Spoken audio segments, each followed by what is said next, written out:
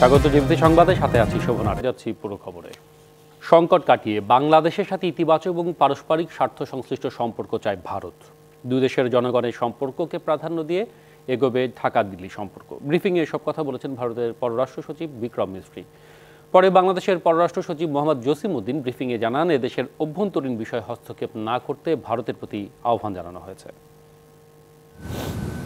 ৫ই আগস্টের পট পরিবর্তনের পর থেকে ভারতের সাথে টানাপোড়েন চলছেই বাংলাদেশের। গণমাধ্যমের নানা উস্কানিমূলক মন্তব্য কিংবা ভারতের বিভিন্ন নেতা ও শীর্ষ সরকারি কর্মকর্তাদের মন্তব্য ছিল নেতিবাচক। এছাড়া আগরতলায় সহকারী হাইকমিশনে হামলা ও বাংলাদেশিদের সেদেশে চিকিৎসা কিংবা পর্যটনেও চরম বাধার মুখে পড়তে হচ্ছে। এমন সংকটময় বাস্তবতায় গেল মঙ্গলবার ভারতীয় হাইকমিশনারকে জরুরি তলব করা হয় পররাষ্ট্র মন্ত্রণালয়ে। এর ঠিক ৬ দিন পর ঢাকা সফরে আসেন ভারতীয় পররাষ্ট্র সচিব বিক্রম মিস্ত্রি। সোমবার সকালে রাষ্ট্রীয় অতিথি ভবন পদ্মায় ঘণ্টাব্যাপী বৈঠক হয় দুই পররাষ্ট্র সচিবের। দুপুরে পররাষ্ট্র মন্ত্রণালয়ে পররাষ্ট্র উপদেষ্টার সাথে সৌজন্য সাক্ষাৎ করেন বিক্রম মিস্ত্রি। পরে ব্রিফিংয়ে বিক্রম মিস্ত্রি দুই দেশের সম্পর্ক এগিয়ে নেওয়ার কথা জানান। বাংলাদেশের সংখ্যালঘু সম্প্রদায়ের নিরাপত্তা এবং ভারতের সাংস্কৃতিক ও কূটনৈতিক স্থাপনায় হামলা নিয়ে উদ্বেগ রয়েছে ভারতের। তবে এ নিয়ে উদ্যোগ নেবে বাংলাদেশ সরকার, এমনটাই প্রত্যাশা দিল্লির। সংখ্যালঘুদের নিরাপত্তায় উদ্বেগ প্রকাশ করলেও ডক্টর ইউনূস ব্যবস্থা নেবেন বলে আশা তার। I emphasized that India desires a positive, constructive and mutually beneficial relationship. সংকট কাটিয়ে সম্পর্ক এগিয়ে নিতে ইতিবাচক দুদেশ। ভারত অর্থনৈতিক, সামাজিক ও রাজনৈতিক সম্পর্ক আরও জোরদার করতে চায়। As a people-centric and people-oriented relationship. পরে ব্রিফিংয়ে বাংলাদেশের পররাষ্ট্র সচিব বলেন, এদেশের অভ্যন্তরীণ বিষয়ে ভারতকে নাক না গলানোর আহ্বান জানানো হয়েছে। ভারতের পররাষ্ট্র সচিব বাংলাদেশের অন্তর্বর্তীকালীন সরকারের সাথে একযোগে কাজ করার বিষয়ে ভারত সরকারের দৃঢ় প্রত্যয় ব্যক্ত করেন। প্রাক্তন প্রধানমন্ত্রী তিনি ভারতে বসে যে সমস্ত বক্তব্য দিচ্ছেন সেটা আমাদের পছন্দ হচ্ছে না। তাদেরকে আমরা বলেছি এটা পছন্দ করছি, এটা তাকে যাতে জানানো হয়। এর আগে টেলিফোনে কথা বলেন দুই সরকার প্রধান। এ সময় ভারতে অনুষ্ঠেয় গ্লোবাল সামিটে যোগদানের আমন্ত্রণ জানান নরেন্দ্র মোদী। আমন্ত্রণ গ্রহণ করেছেন doctor Yunus. Bijan Kumar Das, DBC news, Dhaka. দুই দেশের সম্পর্কে যে মেঘ জমেছে সেটি দূর করার ব্যাপারে ভারত আগ্রহী বলে জানিয়েছেন দেশটির পররাষ্ট্র সচিব। সন্ধ্যায় প্রধান উপদেষ্টার সাথে সৌজন্য সাক্ষাৎ করেন ভারতের পররাষ্ট্র সচিব। পরে এক ব্রিফিংয়ে পররাষ্ট্র সচিবের এই বক্তব্য এবং এর পরিপ্রেক্ষিতে বাংলাদেশ সরকারের অবস্থান তুলে ধরেন পরিবেশ, বন, জলবায়ু পরিবর্তন বিষয়ক উপদেষ্টা সৈয়দা রিজওয়ানা হাসান। বিভিন্ন কারণে যে আমাদের সম্পর্কের মধ্যে একটা মেঘ এসছে, এই মেঘটা দূর করতে হবে এবং এই মেঘটা আমরাও বলেছি দূর করতে হবে, তারাও বলেছেন দূর করতে হবে এবং আমরা একই সাথে তারা এবং আমরা একমত হয়েছি যে আমাদের পারস্পরিক স্বার্থ সংশ্লিষ্ট আরও অনেক বিষয় আছে, যেমন জলবায়ু পরিবর্তন। সেগুলো আমাদের একসাথে কাজ করার অনেক সুযোগ রয়েছে। আমাদের নির্বাচন অবশ্যই ফ্রি হবে, আমাদের নির্বাচন অবশ্যই ফেয়ার হবে এবং একটা গণতান্ত্রিক দেশের দিকে যাত্রা শুরু করার জন্য বর্তমান সরকার বদ্ধপরিকর। বিধানসভায় বাংলাদেশের সাম্প্রতিক পরিস্থিতি নিয়ে কথা বলেছেন পশ্চিমবঙ্গের মুখ্যমন্ত্রী মমতা বন্দ্যোপাধ্যায়। এ সময় বাংলা, বিহার, উড়িষ্যা নিয়ে বিএনপি নেতা রুহুল কবির রিজভী এবং সাবেক সেনা সদস্যদের মন্তব্যের জবাব দেন তিনি। যদি কেউ বিচ্ছিন্ন করতে আসার চেষ্টা করে তাকে প্রতিরোধ করুন এবং সেক্ষেত্রে বাঁধ ভেঙে দিতে হবে। আর যারা কেউ কেউ বলছে বিহার দখল করব, উড়িষ্যা দখল করব, আমি বলি ভাই ভালো থাকবেন, সুস্থ থাকবেন, সুন্দর থাকবেন, কিন্তু এত বড় হিম্মত আপনাদের কেন কারো নেই যে বাংলা, বিহার, উড়িষ্যা সব নিয়ে নেবেন আর আমরা বসে বসে ললিপপ খাবো। সংস্কার এবং নির্বাচনের প্রক্রিয়া নিয়ে চলতি মাসের শেষের দিকে ঘোষণার ইঙ্গিত দিয়েছেন প্রধান উপদেষ্টা ডক্টর মোহাম্মদ ইউনূস। ইউরোপীয় দেশগুলোর রাষ্ট্রদূতদের সাথে মতবিনিময় সভায় বাংলাদেশকে রাজনৈতিক, অর্থনৈতিক এবং নৈতিক সমর্থন দেওয়ার কথা জানিয়েছে ইইউ। আর ভিসা সেন্টার দিল্লি থেকে সরিয়ে ঢাকায় অথবা প্রতিবেশী কোনো দেশে স্থানান্তরের অনুরোধ করেন প্রধান উপদেষ্টা। বাংলাদেশ নিয়ে অপপ্রচার ঠেকাতে সহযোগিতাও চান তিনি। সোমবার দুপুরে অন্তর্বর্তী সরকারের প্রধান উপদেষ্টা ডক্টর মোহাম্মদ ইউনূসের সঙ্গে তার কার্যালয়ে বৈঠক করেন ইউরোপীয় ইউনিয়নের কূটনীতিকরা। ১৯ সদস্যের প্রতিনিধি দলের নেতৃত্ব দেন বাংলাদেশে ইউরোপীয় ইউনিয়নের head of delegation Michael Miller. প্রায় ২.৫ ঘন্টার বৈঠকে মতামত তুলে ধরেন ১৫ জন প্রতিনিধি। শ্রম অধিকার, বাণিজ্য সুবিধা, জলবায়ু পরিবর্তন, মানবাধিকার, international crime tribunal act, Rohingya প্রত্যাবাসন ও টেকসই ভবিষ্যৎ নির্মাণে অঙ্গীকার ও করণীয় সম্পর্কে আলোচনা হয় বৈঠকে। এ সময় ইউরোপীয় ইউনিয়নভুক্ত দেশগুলোর ভিসা সেন্টার স্থানান্তরের অনুরোধ জানান প্রধান উপদেষ্টা। বাংলাদেশিদের জন্য ভিসা সেন্টার দিল্লি থেকে সরিয়ে ঢাকায় আনার জন্য অনুরোধ করছি। বাংলাদেশ নিয়ে অপতথ্য ছড়ানোর অভিযোগ করে তথ্য বিভ্রান্তি ঠেকাতে সহযোগিতা চান ডক্টর ইউনূস। বাংলাদেশ সম্পর্কে ব্যাপক আকারে অপতথ্য ছড়ানো হচ্ছে। এই মিস ইনফরমেশন ঠেকাতে আপনাদের সহযোগিতা কামনা করছি।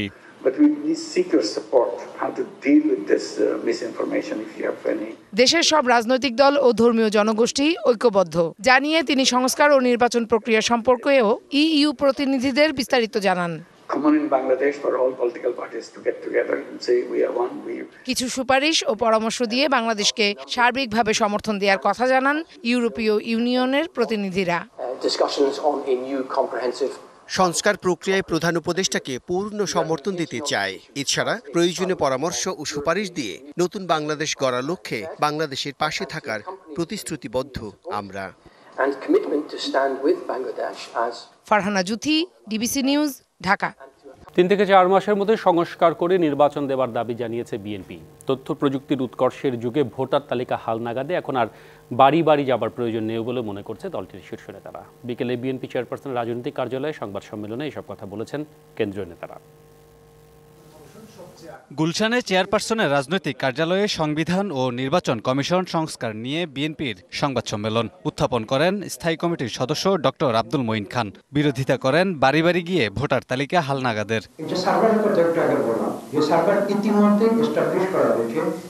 নির্বাচন কমিশনের কাছে ছিল, সেটা হস্তান্তর করা হয়েছে ওদের পাশের বা কমিউনিস্টের কাছে, সেটা আমরা ফিরিয়ে আনতে বলেছি। কিন্তু এই তথ্যগুলো কিন্তু আমাদের সার্ভারে ইতিমধ্যে আছে। এখন যেটা প্রয়োজন সেটা তো নতুন করে ভোটার তালিকা করার কোনো প্রয়োজন নেই। এখন হচ্ছে এটাকে আপডেটিং করা। এবং অ্যাডভান্টেজ হচ্ছে যেহেতু আমরা ইনফরমেশন টেকনোলজি আমাদের হাতে আছে, আপডেট করার বিষয়টিও কিন্তু এখন আর বাড়ি বাড়ি গিয়ে করার প্রয়োজন করে না। অগ্রাধিকার ভিত্তিতে নির্বাচন ব্যবস্থা ও সংবিধান সংস্কার জরুরি বলেও মত তার। এবং সেগুলো আমরা লিপিবদ্ধ করেছি। সুষ্ঠু নির্বাচনে তত্ত্বাবধায়ক সরকার ব্যবস্থার উপর জোর দেন স্থায়ী কমিটির আরেক সদস্য সালাউদ্দিন আহমেদ। কথা বলেন ভোট আয়োজনের সময় নিয়ে। নির্বাচনী অফিস, নির্বাচনী কর্মকর্তা এবং নির্বাচনের সময় পুলিং এর নিয়োগ ইত্যাদির জন্য যে সময় লাগে, ডিলিমিটেশনের জন্য কিছুটা সময় লাগে, শুনানি করতে হয়, সীমানা নিতে হয়। তারপরের যে কাজগুলো, এগুলো সবগুলো গোছাতে প্র্যাকটিক্যালি 2 থেকে 3 মাসের বেশি সময় লাগার কথা নয়। এগুলো শস্য সমন্বিত করে এটি নির্বাচন উপহার দিতে আমাদের মনে হয় না এটা খুব বেশি 3 থেকে 4 মাসের বেশি সময় লাগার কথা। অতীতে যেসব কর্মকর্তা কর্মচারী রাতের ভোটে সহযোগিতা করেছে তাদের ব্যাপারে তদন্ত করে তাদের বিরুদ্ধে ব্যবস্থা নেওয়ার কথাও জানান নেতারা।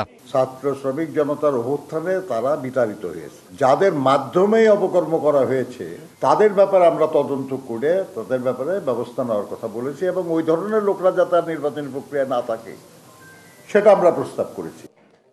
Kamrul Hasan, DBC news, Dhaka. জনগণের কাছে অন্তর্বর্তী সরকারের ম্যান্ডেট নির্বাচিত সরকারের চেয়েও বেশি বলে মনে করেন দুর্নীতি দমন সংস্কার কমিশনের প্রধান ডক্টর ইফতেখারুজ্জামান। আর নির্বাচন ব্যবস্থা সংস্কার কমিশন প্রধান বলছেন যে নির্বাচনের সবচেয়ে বড় চ্যালেঞ্জ হলো মনোনয়ন বাণিজ্য। এ সময় আমলাদের সমালোচনা করেন ডক্টর দেবপ্রিয় ভট্টাচার্য। এসডিজি বাস্তবায়নে নাগরিক প্ল্যাটফর্ম বাংলাদেশ আয়োজিত 2 দিনব্যাপী সিটিজেন্স কনফারেন্সের দ্বিতীয় দিনে রাষ্ট্র সংস্কারে নিজেদের মতামত তুলে ধরেন দেশের নানা প্রান্ত থেকে আসা মানুষ। যত পলিসি করি, যত কিছুই করি, আইনের জায়গায় আইন থাকবে, কিন্তু ইমপ্লিমেন্টেশন হবে না। এ সময় ডক্টর দেবপ্রিয় বলেন, রাষ্ট্র পরিচালনায় আমলারা বড় ভূমিকা রাখার কথা থাকলেও তারাই এখন বড় সমস্যার কারণ। আজকে যে আমলা, কাল সে রাজনীতিবিদ, পরের দিন সে ব্যবসায়ী। এইটাই তো সমস্যা হয়ে গেছে যে ওনারা বহুরূপে এখন আমাদের সামনে আসে, এই তিনটি একই হয়ে গেছে অনেক ক্ষেত্রে। অনুষ্ঠানে দুর্নীতি বন্ধে নাগরিকদের অংশগ্রহণ বাড়ানোর তাগিদ দেন বক্তারা। তখন একটা লজ্জাবোধ ছিল, তার মানে কি একটা অগ্রহণযোগ্যতা ছিল। যারা সরকারের গ্রহণযোগ্যতা নিয়ে প্রশ্ন তোলে তাদের সমালোচনা করেন দুর্নীতি দমন কমিশন সংস্কার কমিশনের চেয়ারম্যান। কে বসেছে অন্তর্বর্তীকালীন সরকার ক্ষমতায়? জনগণ। যেই ম্যান্ডেট নিয়ে অন্তর্বর্তীকালীন সরকার ক্ষমতায় বসেছে এটা অভূতপূর্ব, এটা কোনো নির্বাচিত সরকারেরও নাই আমি মনে করি। কাজে এই সরকার কেন সকল অপশক্তিকে কেন পরাজিত করার মতো পদক্ষেপ গ্রহণ করবে না, সেটা কিন্তু এই দাবিটা আমাদের তুলতে হবে। কনফারেন্সে নির্বাচন ব্যবস্থা সংস্কার কমিশনের প্রধান বলেন, সুষ্ঠু নির্বাচনের বড় অন্তরায় মনোনয়ন বাণিজ্য। বড় চ্যালেঞ্জ হলো মনোনয়ন বাণিজ্য, অর্থ। নির্বাচনী ব্যয় আমরা কিছুটা নিয়ন্ত্রণ আনতে পারবো, কিন্তু অদৃশ্য কোটি কোটি টাকা যে, শত কোটি টাকা যে লেনদেন হয়, এটা কিভাবে আমরা করব? বিশ্লেষকরা বলেন, যে কোনো মূল্যে এবার সংস্কারের সুযোগ কাজে লাগাতে হবে। একটা সুযোগ কিন্তু সৃষ্টি হয়েছে, এইটাকে কাজে লাগাতে হবে। মুস্তফা মাহবুব, ডিবিসি নিউজ, ঢাকা। টানা দ্বিতীয়বার যুব এশিয়া কাপে শিরোপা জয় করে দুবাই থেকে দেশে ফিরেছেন বাংলাদেশ অনূর্ধ্ব-19 ক্রিকেট দল। এই মুহূর্তে বিমানবন্দরে রয়েছেন তারা এবং কথা বলছেন অধিনায়ক। আমরা সরাসরি চলে যাব সেখানে। আমি বলতেছি যে তোরা করতে থাক, আমি আসি, সমস্যা নেই।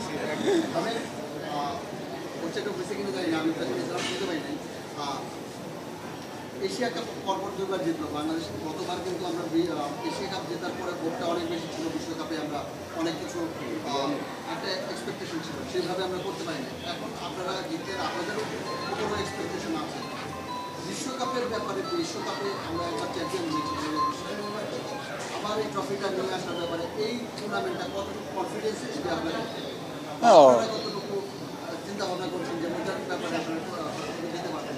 হ্যাঁ, অবশ্যই একটা এশিয়া কাপ জিতছে, একটা কনফিডেন্ট ওভারঅল। আর আপনার যদি দেখেন পাকিস্তান বা ইন্ডিয়ার মতো টিমরা যদি হারান, আরও একটু কনফিডেন্স থাকে। আর ইনশাল্লাহ এই কনফিডেন্স ধরে রাখার চেষ্টা করব। সামনে আমাদের এশিয়া কাপ বললাম যে এশিয়া কাপ যেগুলো আছে সিরিজ এবং ওয়ার্ল্ড কাপ আছে, সেগুলো আমরা ভালো করার চেষ্টা করবো। এটাই নিঃসন্দেহে আপনারা এশিয়ার চ্যাম্পিয়ন, এশিয়ার সেরা দলই এখন। তারপরেও আপনারা এই টুর্নামেন্টে ভারত পাকিস্তানের তুলনায় নিজেদের অবস্থানে কোথায় দেখছেন? অবশ্যই আপনারা সেরা, কিন্তু তুলনা যদি করতে বলা হয় ভারত পাকিস্তানের সাথে, আপনাদের দল এখন কোন অবস্থানে আছে? এখন যে আমরা যে চ্যাম্পিয়ন্স আছে তাহলে ফার্স্টে আছে, এই তুলনা করা হয় আমরা ভালো ক্রিকেট খেলছি, এটাই।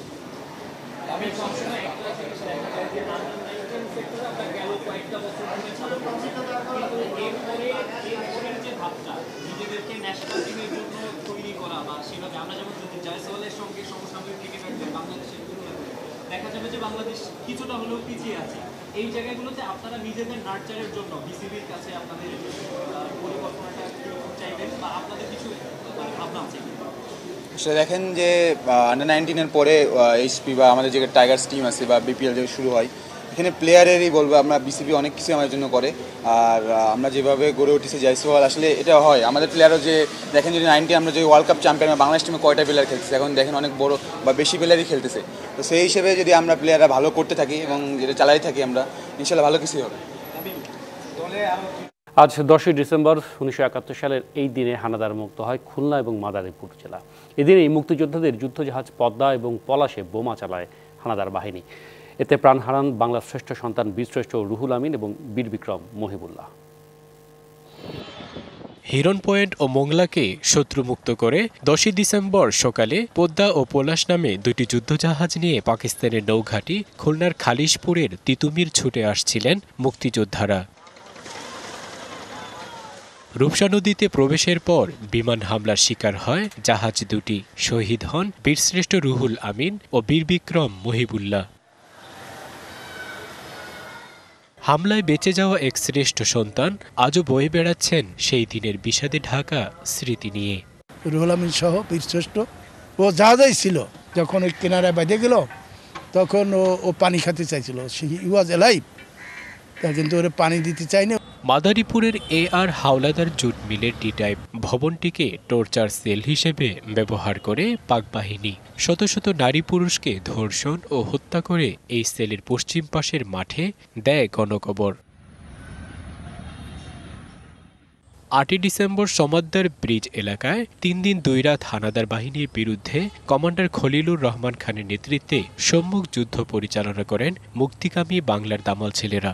মেজর আব্দুল হামিদ ঘটক তার কোমরের বেল্ট, মাথার টুপি এবং 454 বোরের একটি রিভলভার আমার কাছে হস্তান্তর করে সে আমাদের কাছে আত্মসমর্পণ করে। 10 ডিসেম্বর পাক বাহিনীর মেজর আব্দুল হামিদ ঘটক সহ 37 হানাদার আত্মসমর্পণ করে খলিল বাহিনীর কাছে। শহীদ মুক্তিযোদ্ধাদের যে তালিকাটা আছে আমরা তা নিয়েছি।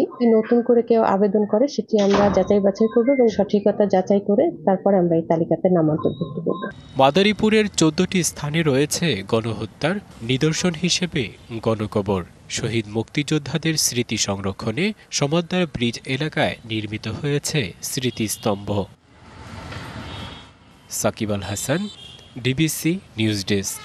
সিরিয়ার বিদ্রোহীদের বিজয় এবং বাশার আল আসাদের পতনের পরবর্তী পরিস্থিতি নিয়ে নানা ধরনের উদ্বেগ উৎকণ্ঠা বিরাজ করছে প্রতিবেশী দেশগুলোর মধ্যে। কারণ সিরিয়ায় গৃহযুদ্ধ কোনো না কোনোভাবে আক্রান্ত হয়েছে এই দেশগুলো। এই পরিস্থিতিতে বাশার আল আসাদের পতন দেশগুলোর উপর কী প্রভাব ফেলতে যাচ্ছে তা নিয়ে নানা সমীকরণ শুরু হয়েছে। সম্ভাব্য চিত্র তুলে ধরা হয়েছে জেরুজালেম পোস্টের প্রতিবেদনে। আসাদ সরকারের পতনে তোলপাড় সিরিয়া। উত্তপ্ত পরিস্থিতির ছায়া পড়েছে পাশের দেশগুলোতে। এরই মধ্যে সিরিয়ার সীমান্তবর্তী গোলান মালভূমির বেশ কিছু অঞ্চল দখলে নিল ইসরায়েল। আসাদের পতন সবচেয়ে বেশি প্রভাব ফেলবে ইসরায়েলে। 1967 সালের যুদ্ধ এবং পরবর্তীকালে আরব ইসরায়েল যুদ্ধে গোলান মালভূমির অধিকাংশই সিরিয়ার থেকে দখলে নেয় ইহুদি অধ্যুষিত রাষ্ট্রটি। এই সুযোগে দখলের মাত্রা বাড়াতে থাকবে ইসরায়েল। তাই ইসরায়েলের হামলায় ব্যাপক ক্ষয়ক্ষতির মধ্যেই সিরিয়ার বাশার আল আসাদের পতনের বিষয়টি মেনে নেওয়া ইরানের জন্য বেশ কঠিন। এ পরিস্থিতিতে ইরান তাদের পরমাণু কর্মসূচিকে এগিয়ে নেবে নাকি পরমাণু কর্মসূচি বাদ দিয়ে নবনির্বাচিত মার্কিন প্রেসিডেন্ট ডোনাল্ড ট্রাম্পের সাথে একটি চুক্তিতে পৌঁছাবে সে সিদ্ধান্ত নিতে হবে দ্রুত। আসাদের পতনের পর তার ঘনিষ্ঠ মিত্র লেবাননের সশস্ত্র গোষ্ঠী হেজবুল্লাহর ভবিষ্যৎ নিয়েও দেখা দিয়েছে শঙ্কা। হেজবুল্লাহ লেবানন থেকে বাশার আল আসাদের পক্ষে তৎপরতা চালালে বাশার বিরোধী টার্গেটে পরিণত হওয়ার শঙ্কা রয়েছে। আসাদের পতনে জর্ডানের বাদশাহ আবদুল্লাহর ক্ষমতার মসনদও ঝুঁকির মুখে পড়েছে। সিরিয়ার অস্থিরতা জর্ডানকে আন্দোলিত করলে দেশটির বর্তমান হাশেমি শাসকদের বিরুদ্ধে বিভিন্ন গোষ্ঠীর অসন্তোষ যে কোনো সময় বিস্ফোরিত হতে পারে বলে শঙ্কা করা হচ্ছে। অন্যদিকে আসাদ পরবর্তী সিরিয়ার পরিস্থিতিতে সৌদি আরবের তেমন কোনো ভূমিকা রাখার সুযোগ নেই। তবে সিরিয়ার বাশার বিরোধী সুন্নি সশস্ত্র গোষ্ঠীগুলো সিরিয়ার প্রতিবেশী দেশগুলোর দিকেও নজর দিতে পারে। এতে সৌদি আরব সহ পুরো মধ্যপ্রাচ্য অস্থিতিশীল হয়ে পড়তে পারে। শোভন শাহমিন দিশা, ডিবিসি নিউজ ডেস্ক। গ্রিসের মানোলাদায় বসবাসকারী বাংলাদেশিদের বাসস্থান এবং স্বাস্থ্যসেবা উন্নয়নের জন্য স্থানীয় ভাইস মেয়রের সাথে বৈঠক করেছেন গ্রিসে নিযুক্ত বাংলাদেশের রাষ্ট্রদূত। গ্রিস প্রতিনিধি মতিউর রহমান মুন্না জানিয়েছেন, গ্রিসে বসবাসকারী বাংলাদেশিদের একটি বিশাল অংশ মানোলাদা লাপ্পা এলাকায় কৃষিখাতে নিয়োজিত, যাদের অনেকেই সেখানে মানবেতর জীবনযাপন করছেন। এমন পরিস্থিতিতে মানোলাদার ভাইস মেয়রের সাথে বৈঠক করেছেন রাষ্ট্রদূত নাহিদা সুমনা এবং দূতাবাসের প্রথম সচিব রাবেয়া বেগম। এ সময় গ্রিসের কৃষি খাত এবং অর্থনীতিতে অবদান রাখার জন্য বাংলাদেশিদের প্রশংসা করেন ভাইস মেয়র। এছাড়াও বাংলাদেশি কর্মী বাড়ানোর পাশাপাশি তাদের বাসস্থান ও স্বাস্থ্যসেবা উন্নয়নেরও আশ্বাস দেন তিনি। সৌদি আরবের রিয়াদে প্রবাসীদের সুলভ মূল্যে মানসম্পন্ন সুস্বাস্থ্যকর এবং সুস্বাদু খাবারের স্বাদ দিতে বাংলাদেশি মালিকানাধীন ফেনী রেস্টুরেন্টের যাত্রা শুরু হয়েছে। প্রতিনিধি SH হেমায়েত জানান, রাজধানী রিয়াদে শিফা সানাইয়া রেস্টুরেন্টের স্বত্বাধিকারী সাইদুল হক বাবলুর সভাপতিত্বে মোহাম্মদ স্বপন ও নূর করিম উদ্বোধন করেছেন এই রেস্টুরেন্টটি। এ সময় রেস্টুরেন্টের স্বত্বাধিকারী সাইদুল হক বাবুল সৌদি সরকারের ভিশন 2030 সুযোগকে কাজে লাগিয়ে দেশটিতে নতুন নতুন প্রতিষ্ঠান গড়ে তুলে বাংলাদেশের রেমিটেন্সের প্রবাহ বৃদ্ধি করতে সকল প্রবাসীদের প্রতি আহ্বান জানান। অনুষ্ঠানে উপস্থিত ছিলেন ব্যবসায়ী এবং ইনভেস্টর সহ বিভিন্ন শ্রেণী পেশার প্রবাসী বাংলাদেশিরা। উদ্বোধন শেষে দেশ জাতীয় প্রতিষ্ঠানের সাফল্য কামনা করে মোনাজাত হয়।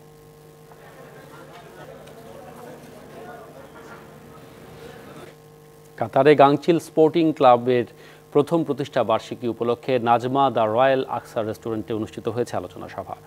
কাতার প্রতিনিধি আমিন ব্যাপারী জানিয়েছেন, গাংচিল স্পোর্টিং ক্লাবের সভাপতি রুবেল চৌধুরীর সভাপতিত্বে অনুষ্ঠানে প্রধান অতিথি ছিলেন বিশিষ্ট ব্যবসায়ী দিদারুল আলম আরজু, জাফর আহমেদ লস্করের পরিচালনায় অনুষ্ঠানে বিশেষ অতিথির বক্তব্য রাখেন মোহাম্মদ আলম, সোহরাব হোসেন, সৌরভ, মামুন, আসিফ সহ অনেকেই। অনুষ্ঠানটি সার্বিক তত্ত্বাবধানে ছিলেন গাংচিল স্পোর্টিং ক্লাবের সাংগঠনিক সম্পাদক রাজ চৌধুরী এবং ক্রীড়া সম্পাদক শাকিল আহমেদ।